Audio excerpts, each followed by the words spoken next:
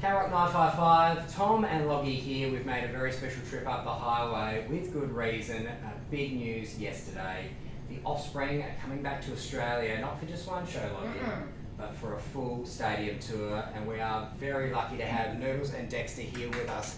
Guys, welcome. Thank you very much. Glad to be here. We are excited to have you in Australia. Let's just start with last night, the intimate show at the Forum. Would have been a while since you guys have played a show that size, has it been? Probably. We do similar shows. I like to mix it up. I'm glad that we're able to do bigger shows, bigger headlining shows, bigger festivals, and then some of the smaller ones too from time to time. It's fun. Yeah, and now announcing this big tour and knowing that you're coming back to Australia, is that exciting to have that locked away in the diary? It's really exciting. We always have such great tours when we come to Australia. It's one of our favorite places to come, and the fans are amazing. So we're stoked to have it marked on the calendar for next year.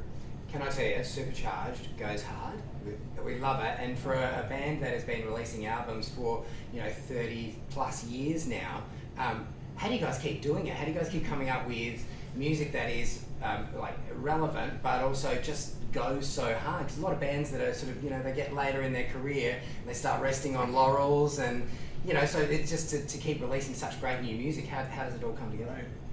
You know what? We're not burned out. Cool. We love doing what we do, and I think we're as fired up as we've ever been, if not more fired up. The band is firing on all cylinders.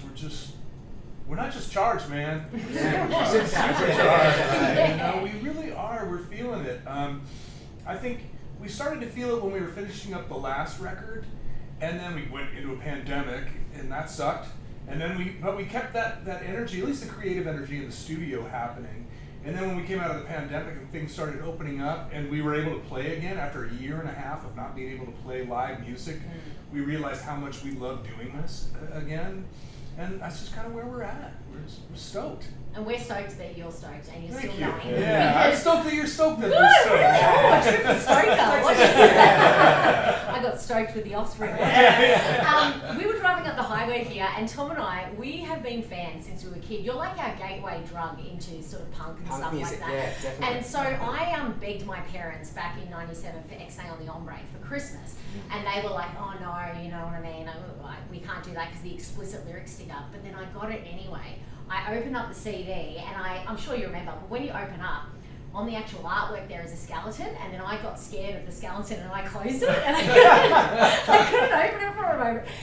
Is it so cool that people are like coming to your shows, and they're like people like me and Tom, who have been fans of you forever, grew up idolizing you and getting into that music scene, and now they're bringing their kids along as well? Definitely. That's amazing. Yeah. It's funny because, like you said, parents of our fans used to hate us back then. Yeah. But now the kids that have grown up loving that, they're bringing their kids, and the kids dig us. So Yeah. it really is. It's a cool thing. It's almost becoming generational or something. Yeah. Yeah. Really cool.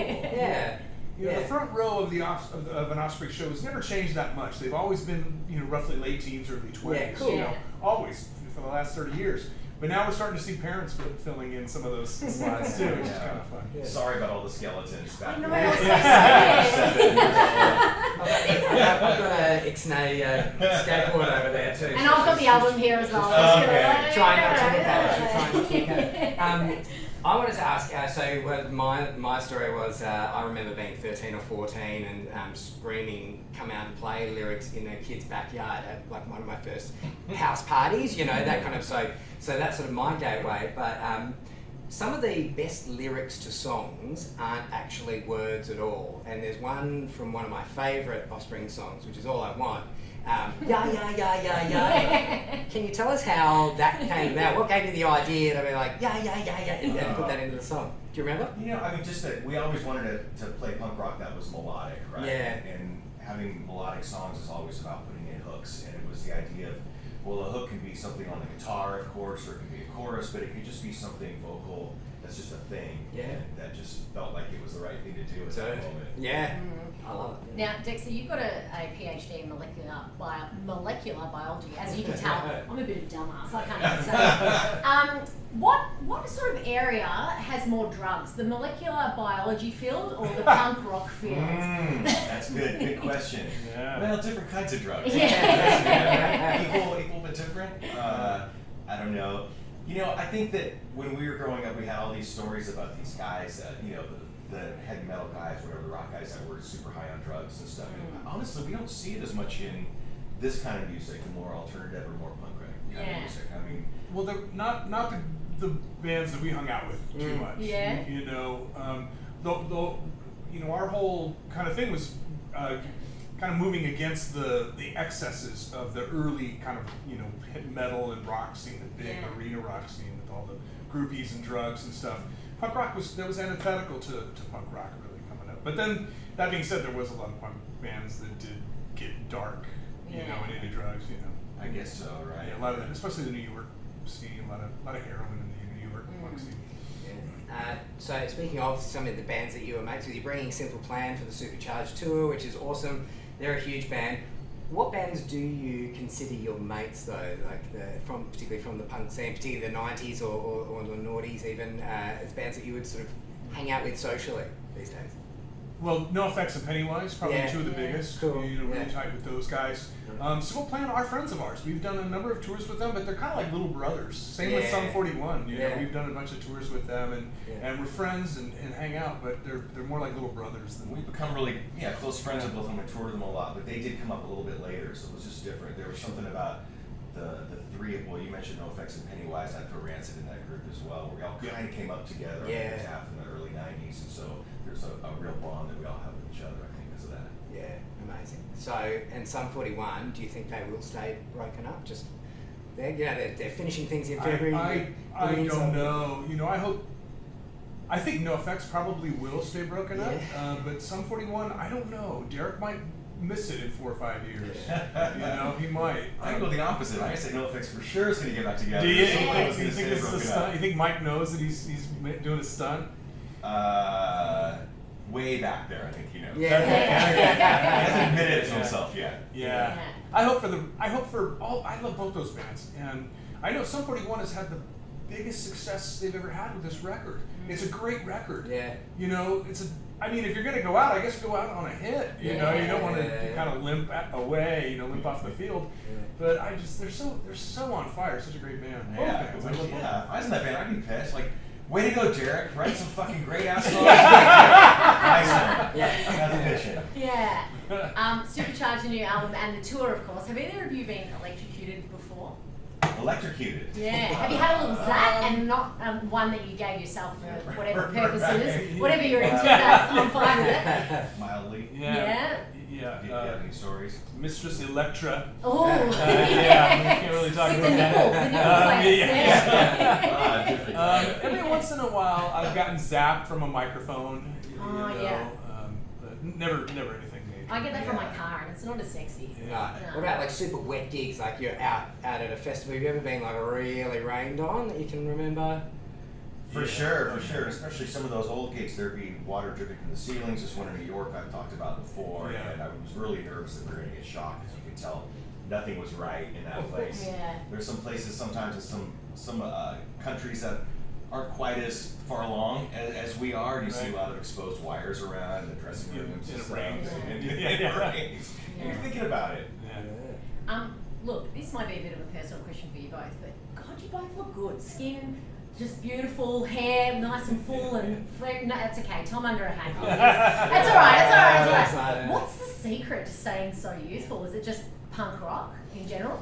I think it is. Yeah. I think it's, you know, going out and playing music. I like to point out the fact that Mick Jagger and Joe Biden are the same exact age. Now, one of those lifestyles is conducive to a youthful, healthy, you know, kind of just That's a good point. appearance. Yeah. So, That's a really good point. Yes. yeah.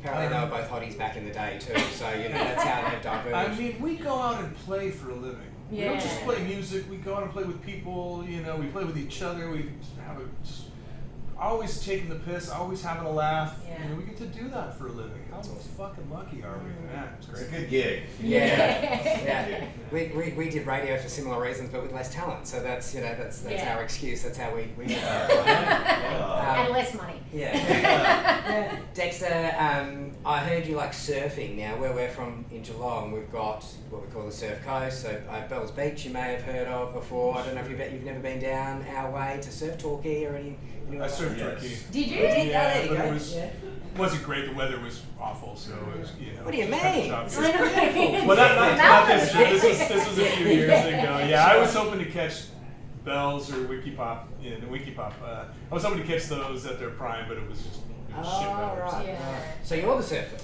Yeah. Actually, yeah. I mean, I try. I paddle. Yeah. Well, you Yeah, surf Noodles is surfed Margaret River. I did. Margaret River. Yeah. Nice. It was when we pulled up. It was friggin' huge. Yeah. We had to find a break that was a little bit more sheltered and smaller because it was Margaret's Bane was going off. Yeah. We went and watched guys surf in the box. It was going off. It was crazy. Huge. I think Bruce Irons was out that day. It was just Yeah. phenomenal. Yeah. I was thinking about Pretty Fly for a White Guy, and that was at a really poignant period in my life when I'd just gone to high school, and it was the biggest song, not only of the year, but to cap off the end of the 90s. When you released that song, were you like, this is a hit, or were you like, this is the silliest, funniest, fun song, and you didn't realize it was just going to take off? Because it was like top 10 for years. Like, everyone loved that song. I think it was a little bit of both, right? It was going to go one way or the other, I guess. Yeah. Right. I think in my head, I kind of felt like this feels like it could connect where I live in Yeah. Orange County, or maybe as far as LA. That's why it was such a shock as the further we went, going to Italy, and they go, I know someone just like that. It was such Yeah. a surprise to hear how global it was. That Well, it's really just about wannabes. It's not any specific. The character's kind of a specific wannabe, but it's really just a song about wannabes. Yeah. You've got such an extensive back catalogue, and I mean it's killer after killer. But do each of you have a favourite album that's like a favourite child of yours from the back catalogue? Of our albums? Yeah. Oh, jeez, Yeah, I don't they're know. all special in different Yeah. ways. Seriously, Yeah. I don't really have a favorite album. And even my favorite song changes from day to day. I'll wake up with a different song stuck in my head. Yeah, cool. And then I'll go back and listen to something I haven't listened to in a long time. And go, oh yeah, this song's really good. I wish we could play this one more. My answer is the last one. Yeah. Yeah, we're pretty stoked with Supercharged right now, and all these songs just keep. Every morning I wake up with a different song off Supercharged in my head. Yeah. I guess with your songs as well, we've got sort of the really heartfelt, gone away, things like that are really important. Not that all your songs are important, but really important feeling, sit down, take note songs. And then you've got fun songs, that you're known for playing as well. Do you want to release some more? What do you like releasing? Do you like releasing those real punchy kind of fun songs, or do you love it when you get one, you're like, oh, this is going to make people feel feelings? Million miles away. Just Oh, feel yeah. feelings. That's Like, awesome, guys. yeah. Thank you. Yeah. I'm glad that we're not limited to one or the other. I think a lot of times bands let themselves get pigeonholed into a certain style where we're a jokey band or we're a serious band or a dark band. I like that we can kind of go where we feel like going at the time. I have brought it's now on the Hombre, signed skateboard that was a gift. So you guys must have signed that sometime in the last 20 years. And then about 10 years ago, I had an older lady admirer. She was a rich old lady. Yeah. She used to buy me suits and take me to like balls What? as arm candy. He's a kept man. And she gave me this. She's like, oh, my brother had this, and she gave me this skateboard. So I was wondering if before we leave today, would you mind, because the autographs have sort of faded off, but I really took one for the team to get that skateboard. So I was wondering I love if you it. wouldn't mind signing that for us again. Is that all right? Sure. Yeah. That is OG right there. Yeah. Ron's on there. And Yeah. I love that. Yeah, I don't. Is Greg on Very here? cool. I don't know. I see your I can see mine. Yeah, I can see yours. Yeah. Very cool. Yeah, all right. Okay, well that's awesome. Thanks, guys. I don't know if I think we can end there, except to say tickets pre-sales are this Thursday, the 28th, and then December 3rd. Tickets on sale for the Supercharged tour. You're hitting Rod Laver Arena, which I'm sure you played before. Have you played Rod Laver? so. Yeah, so. you definitely have. Yeah. I was there. Yeah, so that's May 7th. We are super charged, super pumped to see you guys come back, and we just keep coming back to Australia. We love having you guys yeah, we here. will. Yeah, we will. absolutely. So stoked. Yeah. Awesome. That's worth the long flight over. Yeah, Yeah. great. Awesome. Yeah. Thanks, Noodles. Awesome. Cheers. Thank you Thank so you much. guys. That was so cool. Tom, Loggy and Loggy on K-Rock 955.